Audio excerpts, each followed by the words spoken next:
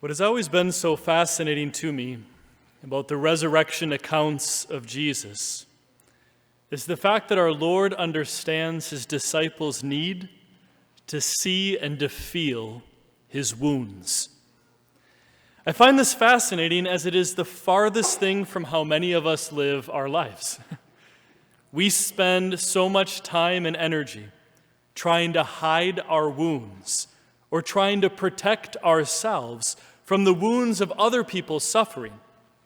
Where here we have Jesus giving us a bold and consistent example to not be afraid of the wounds, not hiding the trauma that he experienced, nor avoiding having the difficult conversations, but rather revealing them so that others can see what glories God has done in conquering the seemingly unconquerable. It is in acknowledging our wounds that we actually allow ourselves to enter into the lives of others, to know that we are human, to know that we have suffered, that we are united to others because we all have, in one way or another, experienced the touch of suffering in our life. Christ's revelation of the power found in not being afraid of revealing one's wounds is a powerful lesson for us to march onwards with during this Easter season. Over the last year, we have gotten very close and familiar with some very deep wounds in our nation's history. In our own backyard of Minneapolis, the death of 2 African Americans at the hands of police have rippled into riots, calls for reform, protests, trials, and even more, revealing to the world over the deep wounds of racism that are still very present in our world. Now, despite our well wishes, these wounds have not been resolved, but simply kicked down the road. And what we are seeing erupting before our very eyes are years of hurt, misunderstanding, stereotyping, and prejudices all coming to the surface. Now, sadly, just me mentioning the word racism in a homily at the pulpit this weekend, there will be a segment of people who will say, "Oh, that's one of the liberal priests." Or they'll say, "Father's been duped by some progressive agenda." Thus, I am asking you today, no matter where you're at on the political spectrum, please do not tune me out.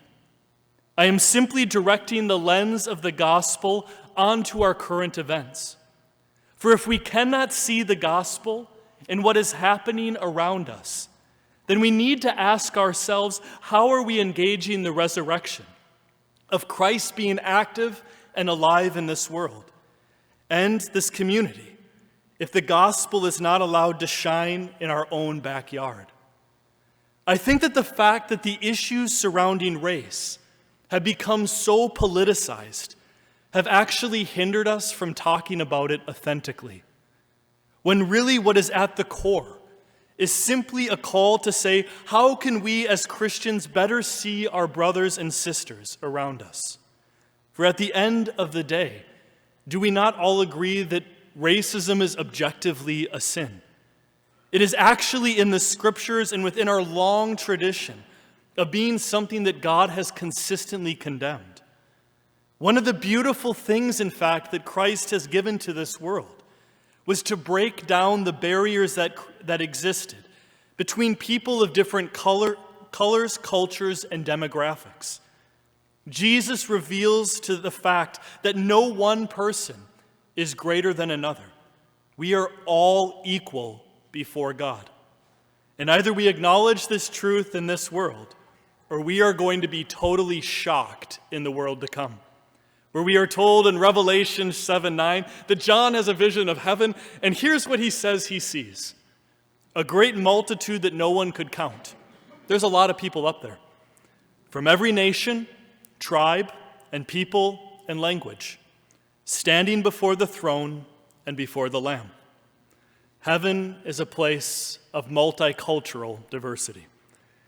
I think the church in these turbulent days has often remained silent on issues surrounding race because it doesn't know what to say. And I totally understand that, as I really don't know what to say either. Personally, I am saddened, I am confused, I am angry, and I am disturbed. A whole host of other emotions are flowing through me on any given day. And no one person can wrap their minds around how people of different races other than our own have either felt slighted or rejected or marginalized.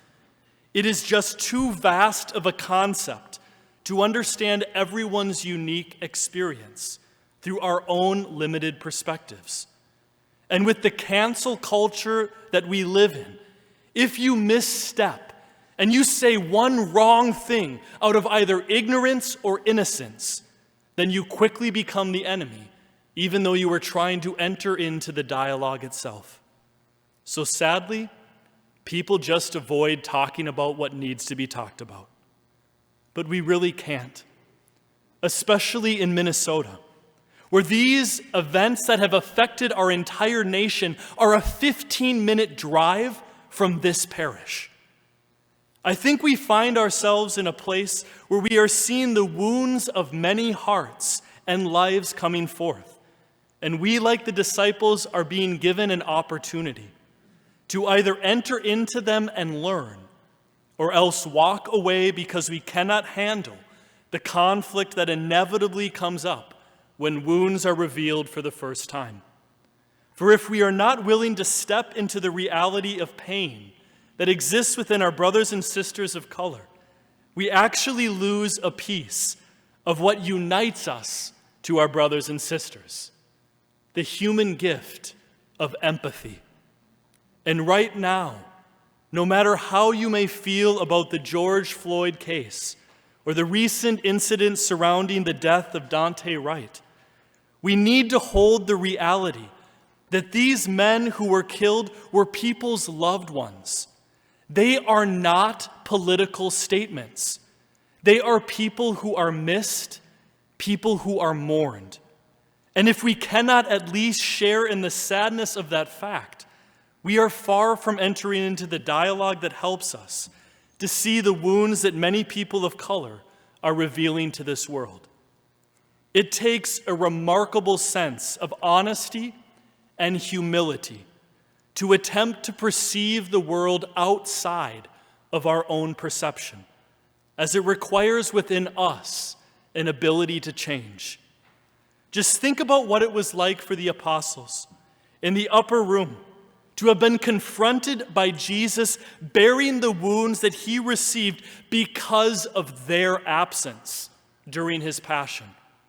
The disciples would have to confront within themselves the fact that part of the reason why Christ was crucified was because they ran from him during his time of need. But Jesus, with beautiful love, tenderness, and mercy, simply wishes his friends peace and breaks through their fear by leading with his own wounds. Now, the fascinating thing is that hate is not really the opposite of love.